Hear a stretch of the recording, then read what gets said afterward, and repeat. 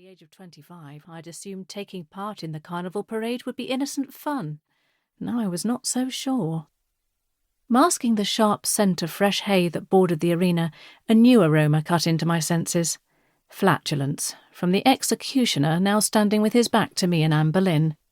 Lucky her to have her head inside her dress to keep out of that little cloud, I was thinking, just as a loud crackle from the tannoy alerted us that the judges were about to announce the results of the float competition.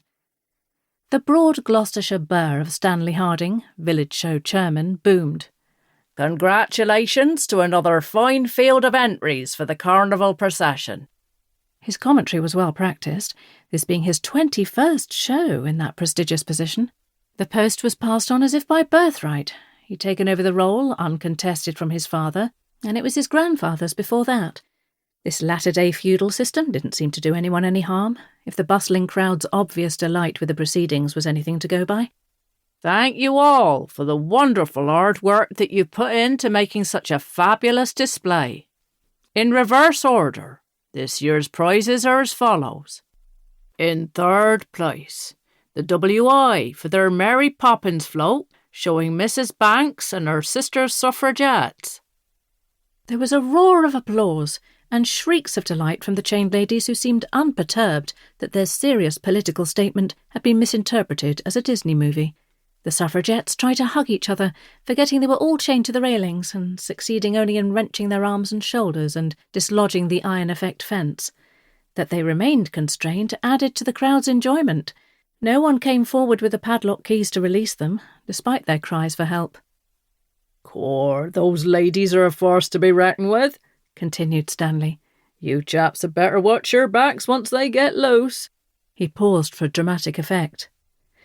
"In second place, the Wendlebury Players, for their King Rex and his harem." "No, only joking, Dido. I mean Henry VIII and his 6 wives. I understand that will be the theme of their next drama production in November, and I'm sure we're all looking forward to enjoying that event. Except perhaps the 2 wives that get their heads chopped off." He let out a roar at his own joke. "I bet now we've seen Arian dolled up like this, all you boy racers will drive a bit slower past the school when he's on lollipop duty." While Stanley waited for the cheering to die down, I surveyed the remaining floats, crossing my fingers that we'd be the lucky winners. Ours was by far the most cultured entry. "And now, the moment you've all been waiting for. This year's first prize goes to the Gardening Club and their army of wurzel gummages." The human scarecrows were unable to join in the rapturous applause because they were all tied to wooden crosses, looking as if they belonged to some extreme Christian religious cult in which neatness of dress was not a core value. Their tractor driver leapt down from his cab to sever the scarecrow's ropes with a perilously sharp pocket-knife. As soon as they'd been freed, they all collected a large silver trophy from Stanley and made a beeline to the beer tent to fill it up, courtesy of their prize money. A couple of them had lit cigarettes dangling from their mouths before they even reached the tent, with no regard for the straw stuffing poking out from their costumes. Now there was an accident waiting to happen. I was more disappointed than I'd expected that the Wendlebury writers hadn't won a prize. I wondered whether the problem was our lack of a bondage theme, worryingly present in all the winning floats. Seeing my glum face, Louisa, as Agatha Christie, got up from her low Art Deco armchair and came over to pat me on the shoulder consolingly. "Never mind, dear. We entertain the crowds, and that's what really matters. All working together to put on a good show.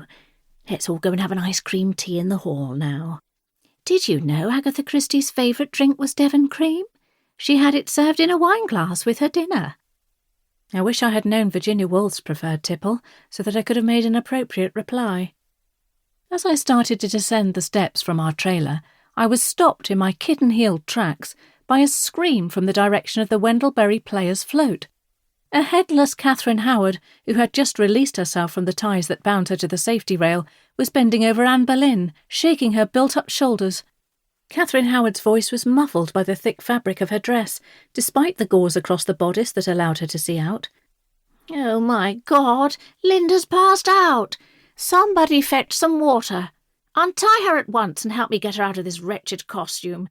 Rex, I told you we'd be far too hot with our heads stuck inside these dresses for hours on..."